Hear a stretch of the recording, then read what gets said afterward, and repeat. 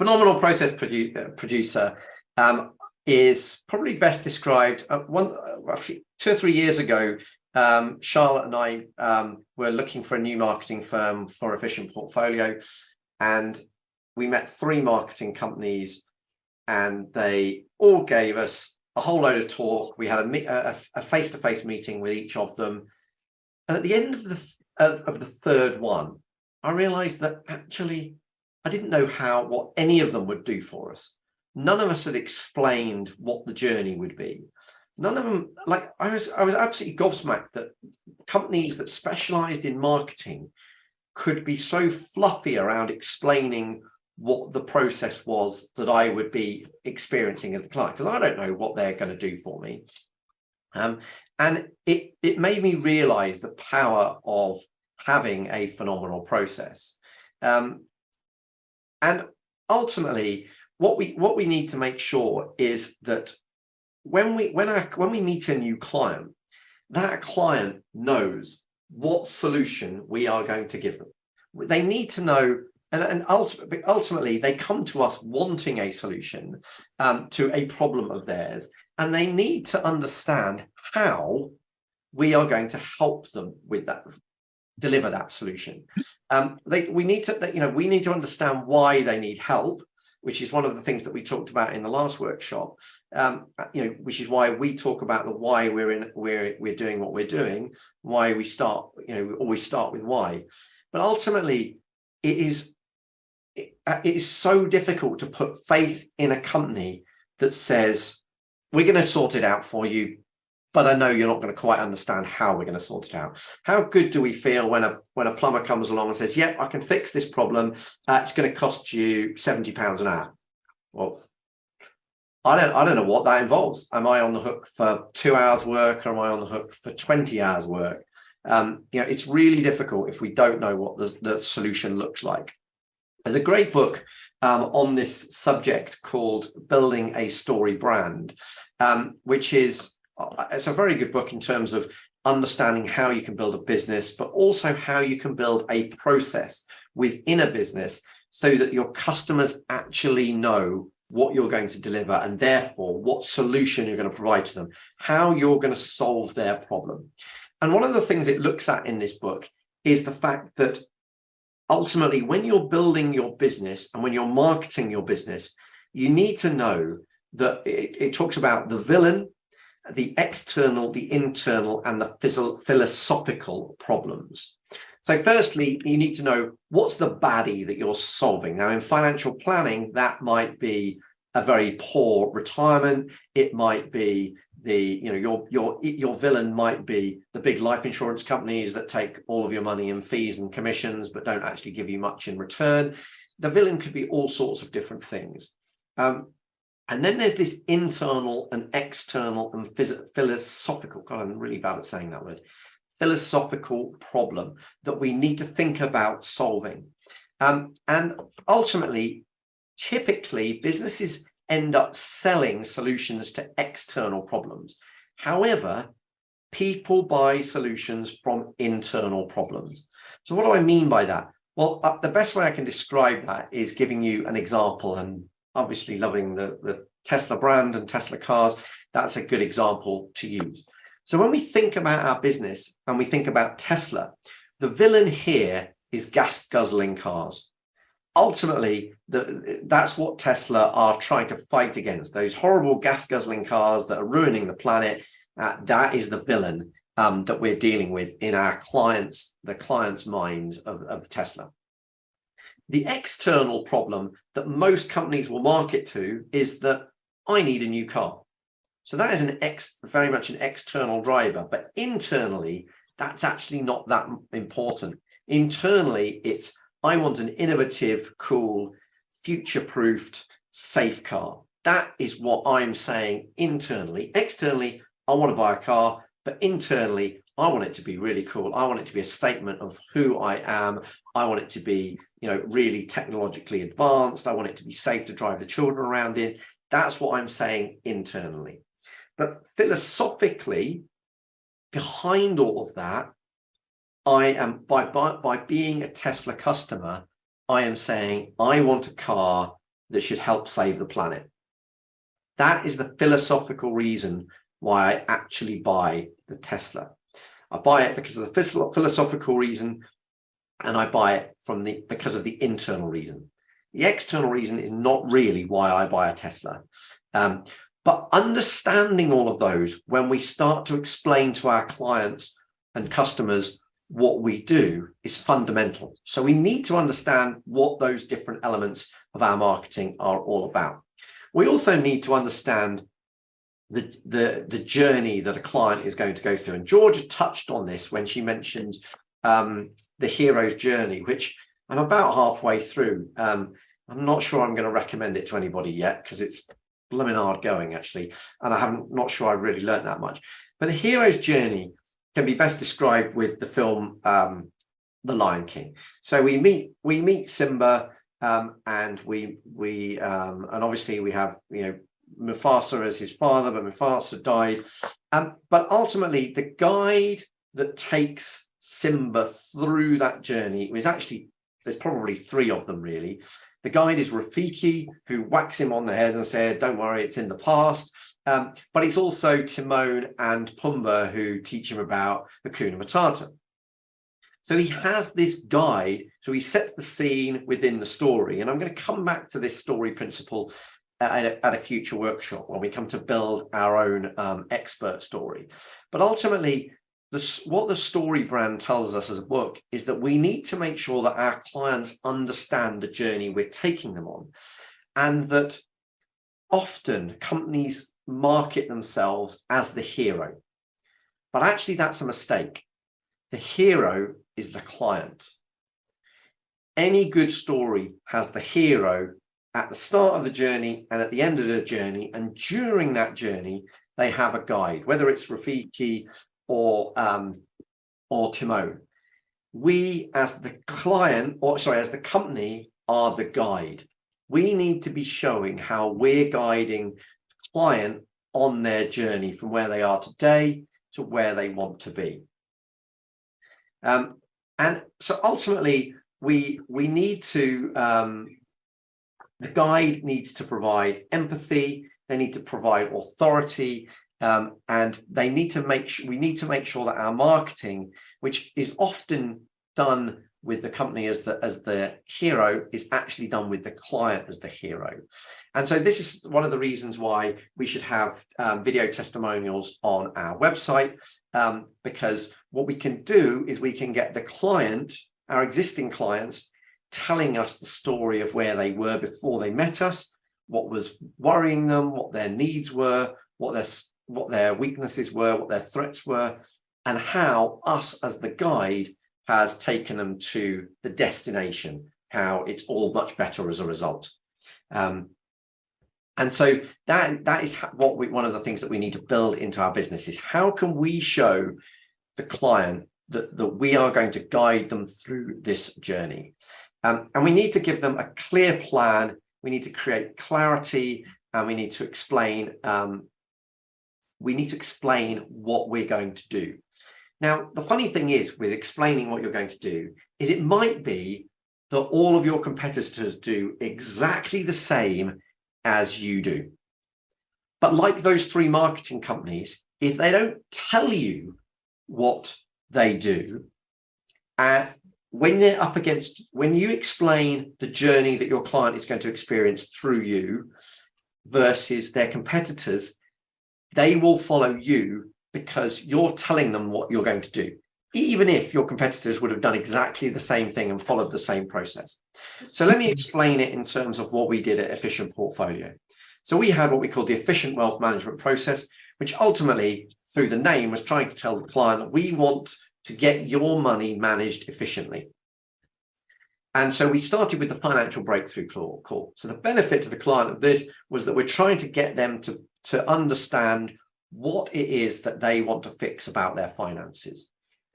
We then have the exploration meeting, which is delving a bit deeper, exploring what they're currently doing, and ultimately exploring what's important to them. Then we have building the efficient financial plan, which is a plan around making the efficient their finances efficient. Then the planning meeting, which is about kind of understanding that plan and making deciding on what plan is going to move forward. And then finally, probably the bit that was most skeptical within our industry, which was the progressive review program, because so many people in our industry would sell a product and then clear off and only wanted to get in touch when they thought they could sell something again. Whereas actually what we knew the client wanted was something that felt progressive. It continues to review and evolve and improve. So we have, by documenting the efficient wealth management process, we could sit in front of any new client and say, we will guide you through this process. We're going to help you understand what's important to you from a financial point of view. We're going to help you see what you've currently got. We're going to build a plan to execute a better future, and then we're going to ensure that continues to evolve with you. And you'll notice the naming. I'm going to come on to the naming in a second. But one of the things that this allows you to do is it allows you to escape from commoditization. If I called this a financial plan, lots of companies sell a financial plan in our industry. So I can go to 5 firms and they can all say, well, we do a financial plan for £700, we do one for £5,000, we do one for £3,000. Well, they're all a financial plan, aren't they? But only one company in the UK ever did the efficient wealth management process and the efficient financial plan. If they want what that is, they can only come to us because we've removed commoditization for it. And one of the things that you need to do is you need to design your own phenomenal process with your ideal clients in mind. So it needs to be designed based on the people that you're looking for and knowing those existing clients that you would call your ideal clients or your right fit clients, and building it based on them. Because what that will then do is when you're sitting down in front of your next right fit client or ideal client, they will look at it and go, well, this is exactly what I need. It's exactly what I need, because you already know what they need by looking at people like them. Now, the naming of this is really important as well. I love, when it comes to naming, I think, if we thought about business names that have just always worked incredibly well, Apple would be one of the ones that springs to mind for me. And apparently it was, according to Steve Wozniak, apparently it was inspired by Steve Jobs' stay in an Oregon commune, which was completely surrounded by apple trees. But ultimately what he was trying to do, he was trying to get across that message that in the 70s, computers are really complicated, but we're not. It's for everybody, everyday people. It's easy to understand. It's straightforward. It's Apple. And this is what they still stand by, and that name still works incredibly well for them as a business.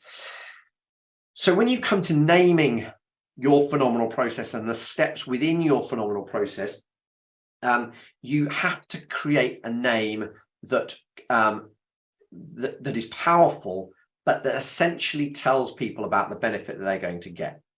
So why do we need to name these different elements and the overall process? Well, firstly, it saves you a whole lot of time. It allows you to start building up within your team abbreviations and a language around the work that you do. So when we would talk about an exploration meeting or the efficient financial plan or the progressive review program, we all knew as a business exactly what that entailed because we had our own language. It also allows you to save time by explaining the process much more efficiently. So you can create videos. We used to have a video on the website, probably still there at the moment, actually, that explains going through that process. It allows you to train your team to follow the exact same explanation so that everyone, regardless of whether they were sitting down with me, Henry, Tom, Tim, they were all getting exactly the same explanation as one of the other advisors in terms of the journey that we could take the clients on. It's also fantastic when you come to speaking at seminars or anything online, because again, it gives you the ability to tell your customers and clients what you're going to, how you're going to help them, the journey that you're going to take them on. It's also a brilliant way. That is a brilliant way of increasing confidence, because again, like I said, in our sector, it was very common for financial advisors to sell a product and then not service it afterwards. So it made it very easy for right at the outset for us to explain that that is a really important part of our process. But ultimately, what it also does is it programs in a mindset within the business that actually it's all about getting the client to the next stage. When we meet a client for the first time, what we want them to do is become a full-blown financial planning client and to be doing reviews with them every year. But we can't worry about getting them to that stage until we've gone through each stage beforehand. So the only objective of that financial breakthrough call is to book an exploration meeting. The only objective for the exploration meeting is to get them to commit to an efficient financial plan. The only objective of the efficient financial plan is to get them into the planning meeting. The planning meeting is to get them to implement the financial planning and to become a part of the progressive review program. So every step is about just making the move to the next step. So it's really important that we get this named really well. And there's a structure that I use for the vast majority of my naming that I want to share with you at this point. So the structure, the best structure for the majority of things that you need to name within business is because the turns it into a product. It's got, what we're trying to do is we're trying to create unique products that are only yours and people can only get by coming to you. So we need to make intellectual property and intellectual processes a product. And so we start by naming it the. Then we need the benefit that the client gets from the process, from the experience. So a few examples are on here. I get you to do the evaluation spotlight at the start of this workshop. Evaluation is all about, okay, how am I doing? The bucket list breakthrough, the benefit you get from it is the bucket list. The Fab 5 formula, you get the Fab 5. Efficient wealth management is what you get from following the process. The better future framework, which is what the trusted team is all about, is all about creating a better future. And even the name of the trusted team is about, that's the benefit that you get, is that you get a trusted team around you to help you move forward in business. And then the final piece of the jigsaw is the process word. We need a process word that sums it up. Now, that could be process, it could be formula, it could be spotlight, it could be breakout, it could be framework, it could be all sorts of things. But essentially, the process word, one of the easiest ways to find something that works well is to use an online thesaurus. And it's also really nice to get, the term's gone from my head at the moment, alliteration, that's the word. So where you can, if you could build in alliteration, then I think that helps. For example, the bucket list breakout, obviously you got the 2 B's, the better future framework, we got the 2 F's, the trusted team, the Fab 5 formula, we've got the F's. It's not something we'd worked out when we did the efficient wealth management process, but it just rolls off the tongue that little bit better if you can create an alliteration. So I've given you, as part of this particular exercise, I've given you some examples of process words. So some will sound a bit American, some will, and that's probably because I've spent a long time on Strategic Coach, but ultimately they've got to be what feels right to you and your ideal clients. And now one of the last things that we can do is to build in some more advanced techniques on the naming. I'm not going to go into this today because I don't think we've got time, but you'll notice that I have our acronyms in all sorts of different parts of the business. That is a brilliant, there's that and some other opportunities to name things even better in due course, but I'm going to come back to that in a future workshop.